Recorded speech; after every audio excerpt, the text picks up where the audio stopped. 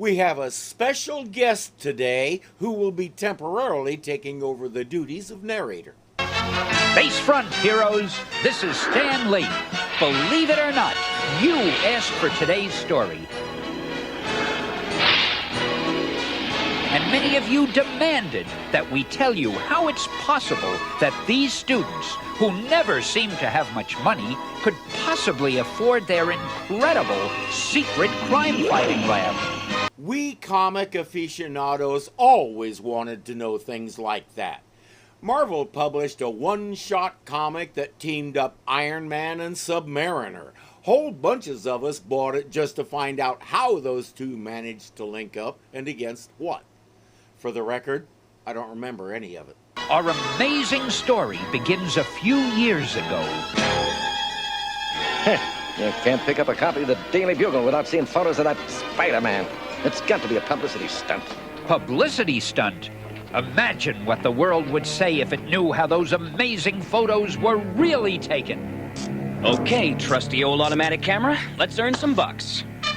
From the beginning, at least after the acting stuff fizzled, this was how Peter supported himself and Aunt May. He gets the most incredible shots of Spider-Man, and he has an exclusive deal with J. Jonah Jameson. You get the pictures for a fair price as long as you never ask how I got them.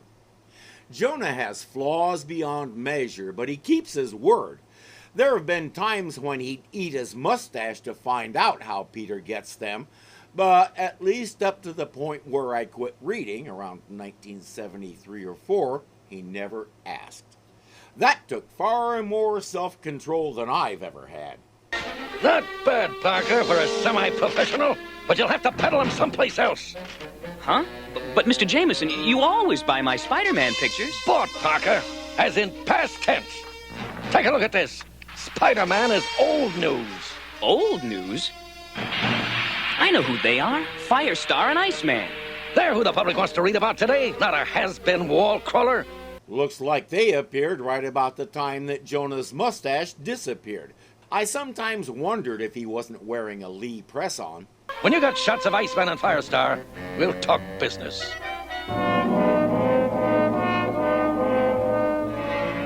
Sounds easy, huh? Just get shots of Iceman and Firestar. The problem is, how? Manhattan alone covers a lot of ground, and somewhere in the vastness, he's supposed to single out two strangely dressed people doing unusual things. I don't think Jonah has been outside lately. Well, sometimes fate can lend a hand. Or should I say, a paw. Well, hello there. Well, somebody's found a friend. You can say that again. Her name's Miss Lyon. I'm Angelica. You sure are. I'm Peter Piper. Parker. Parker Peter. Let's go, Angel. She's with me. Peter is thinking, let's see what we can do about that. It might not be that hard since Blondie there is visibly insecure about her with himness. This is our latest computer, designed for crime detection and police work. Wow, I know who could use that.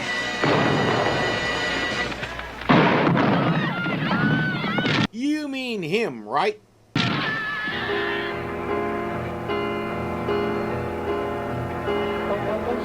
Your new computer, Stark. The Beetle must have it. Okay, if you want it, buy it. I think Mr. Stark forgot he's not wearing his armor. Peter is changing. Want to give me your autograph, Beetle? I have all your records. Where do you get your clothes, Bug Breath? Trash City? The Beetle will stop at nothing. He knows this new computer will make his battle suit more powerful than ever. If he attaches that thing to his suit, he's going to be walking funny. Iceman and Firestar.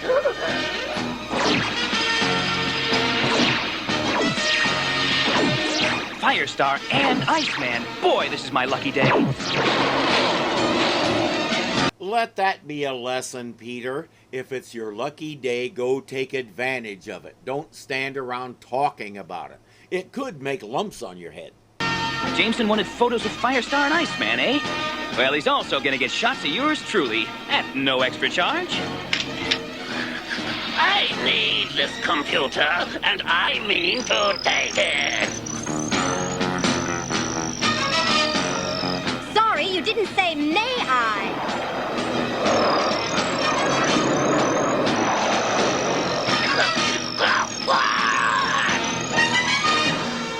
Gotcha! The Beetle fights them to a standstill and then escapes, without the computer. Well, at least we saved Mr. Stark's latest Tinker toy. A tinker toy worth a small fortune. You make a good team. I always thought of myself as a single, but... Keep thinking that way, Webhead.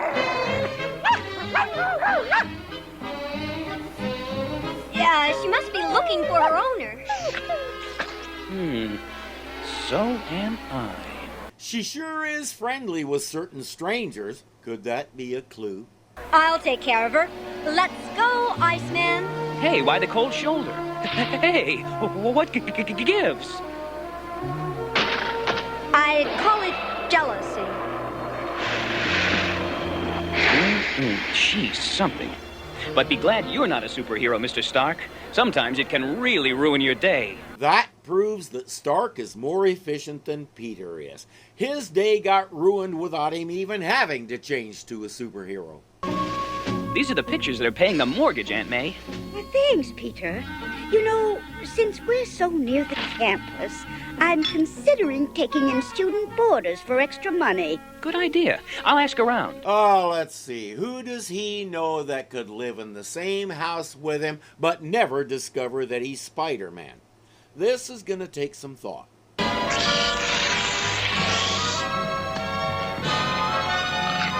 Yuck, it's ice cold.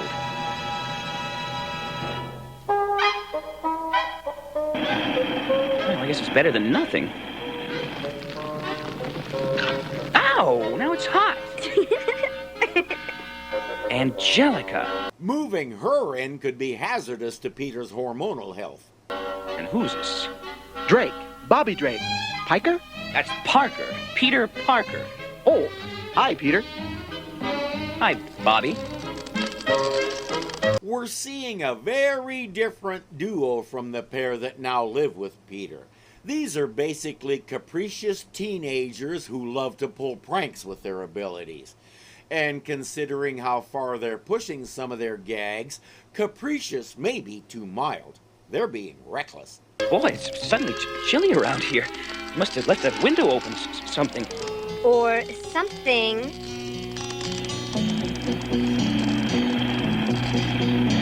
Phew, that's better. Thing. Oh, now it feels like I'm getting a fever. No, I'll take care of that. Watch it, Bobby. If she was really interested in helping Peter, she'd tell Bobby to let go. I don't feel so hot. That is, I do. I mean, ooh, what's going on here? That's a fire alarm. It's coming from the science building. Excuse us, Peter. We've got to... Go. Go. Leave. Yeah, leave. Me too. But instead of telling Bobby to let go, she helps him turn Peter into a video game. The ultimate goal is to see which one can make him barf first. That there is known as being saved by the bell.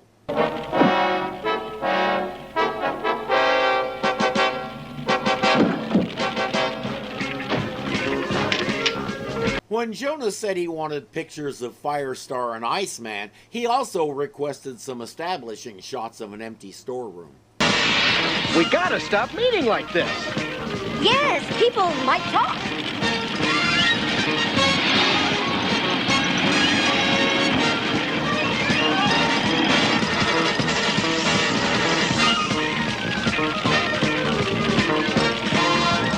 Whoa, those chemicals are gonna go boom.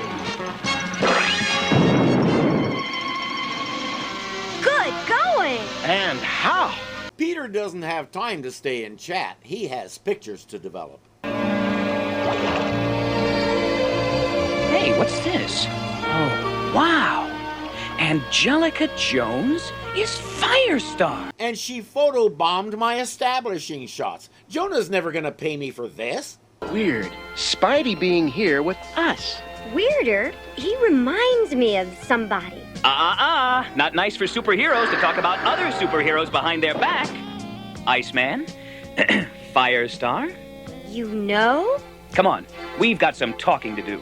They change to Iceman and Firestar, and the three of them head toward a high roof where they can have some privacy. We know we make a good team. For sure. True. And since teammates have to trust each other, I place my trust in you. Maybe you already guessed, Spider-Man is really me. Peter Parker. Not in a million years. Even standing here looking at him, they're not sure they believe it. He really wants to team up. They like the idea. What do we call ourselves? We used to be X-Men, Bobby. How about the X-Men? How about Iceman and his adoring fans? Or Mo, Larry, and Iceman. Does that make Angelica Mo or Larry? I know. Spidey's had the most experience, and you got us together, and since we're all friends, why not the Spider Friends? That's okay with me. Gee, I'm flattered. Then that's it. Spider Friends? Go for it! Iceman and Firestar don't have a whole lot of experience dealing with basic city crime and stuff. If you have evil mutants living in your crawl space, they're the ones to call. If you have hippies living in your crawl space, they'll need some help. Hi, Aunt May. Meet your new boarders. Angelica Jones, Bobby Drake. Oh, and Ms. Lion. Dear old Aunt May. Little did she suspect the changes her new boarders would make. See what I mean? Superheroes always need a way to get in and out without being seen, right? Pulling up a few floorboards to sneak out is one thing. Get back to me when you're ready to explain this. Well, while the Spider Friends make themselves comfortable, the Beetle plans to do just the opposite to Tony Stark. You not only want to rob him, you want to make him uncomfortable too, you beast! He follows Stark's limo and attacks from above.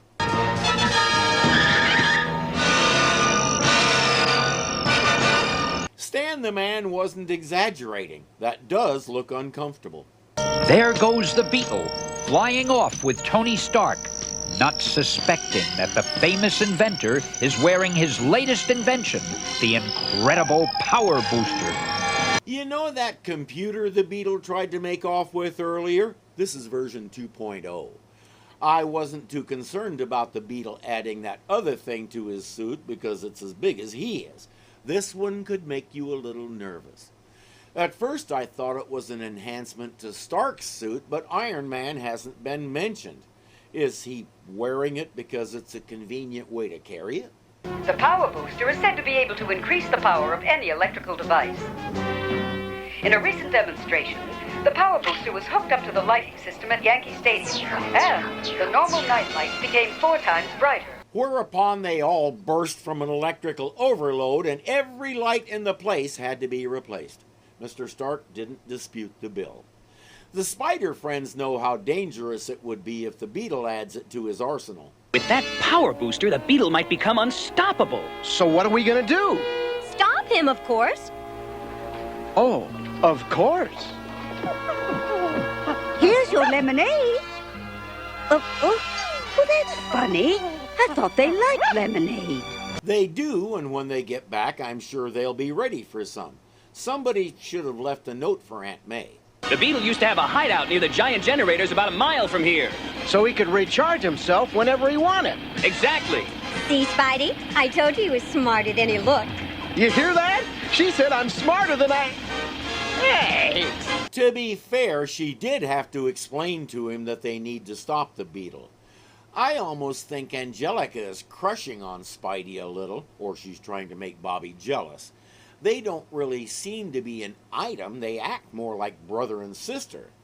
That makes sense, since they essentially grew up together in the X-Men and learned to depend on and trust each other above all else.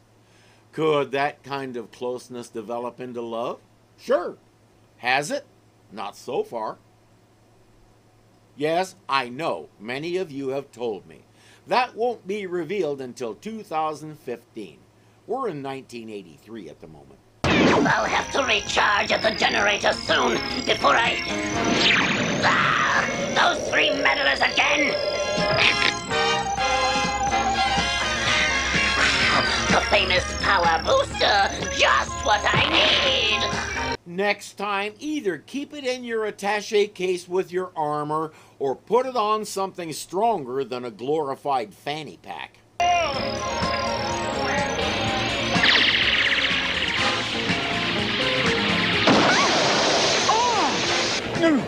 That'll keep them busy till I learn how to use the power booster.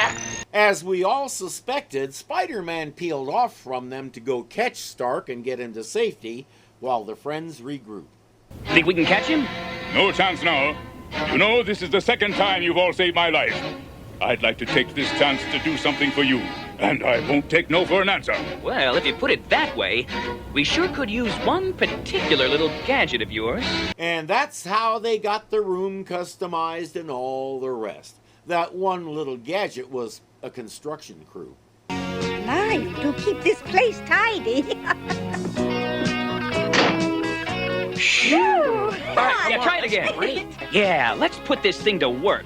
Okay, I was mistaken. The one gadget was the crime computer. The rest was Stark's idea.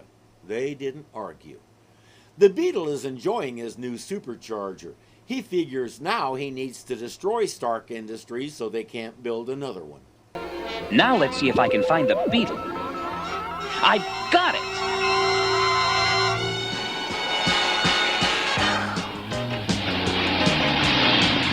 Well, you figured it out without a computer.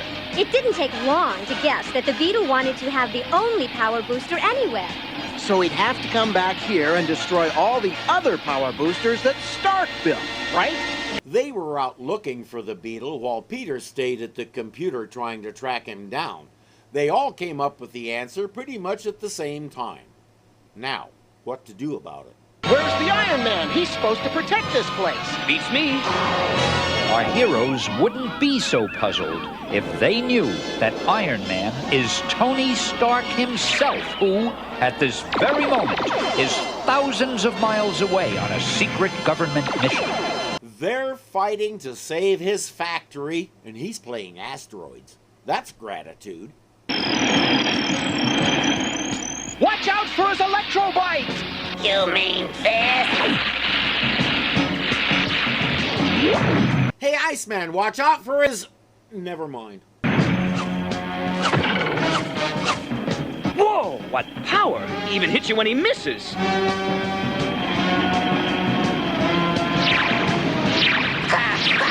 You see, with my new power, I can withstand anything. Anything? Anything. He does seem to understand what the word means. More important, so does his suit.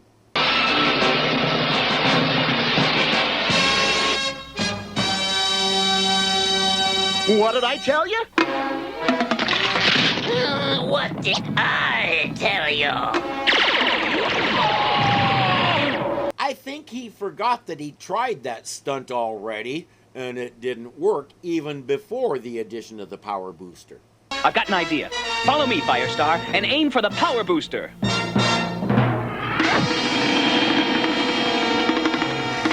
And now to finish Stark International.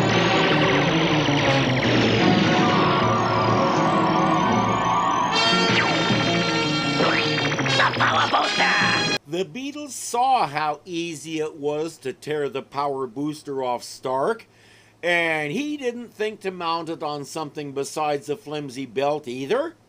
Dude, you need to surrender it. You're gonna hurt yourself. Okay, Iceman, now give him the quick deep freeze.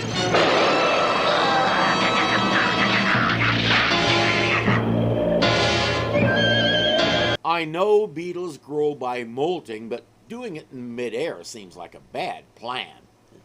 He's off to jail and Stark International is safe. Tony Stark's gift to us helped save his own company. And, in a way, brought us together. He's looking at you, kids. You know, I have the feeling this is the start of a beautiful friendship. I have to say, the way they met and teamed up was kind of bland. Hey, look at that. We're all superheroes. Let's team up. Okay. Let's all live together. Okay, as long as you don't mind dirty socks all over the floor. Ew. The Beetle was okay. His voice was irritating, but I think it was supposed to be. Having Smilin' Stan Lee do the narration was a good touch. Peter's camera was kind of forgotten as quick as he found out Angelica's identity, but I don't doubt that it was tucked away somewhere getting exclusives for Jonah. The camera really served more as a catalyst than anything else, and once it revealed the big thing, Stan gave it the rest of the day off. We learned that there's a good reason why Spidey is the leader. He's been doing this longer than they have. We all know from job experience that seniority doesn't necessarily equal superiority, but he's proven that he knows what he's doing in this gig, and they've already learned a couple of things from him. Peter doesn't act like a leader so much as first among equals because he knows he doesn't have it all nailed down pat either. Every time they try to do one at a time, they lose. Every battle they use teamwork, they win. They know it, and they all forget it sometimes.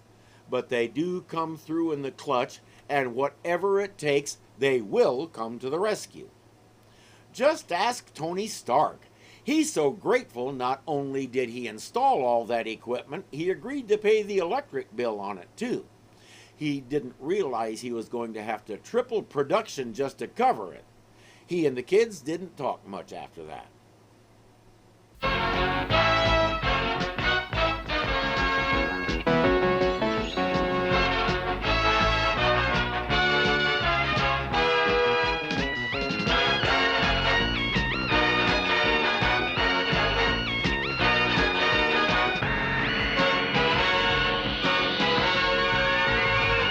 You get the pictures, fair.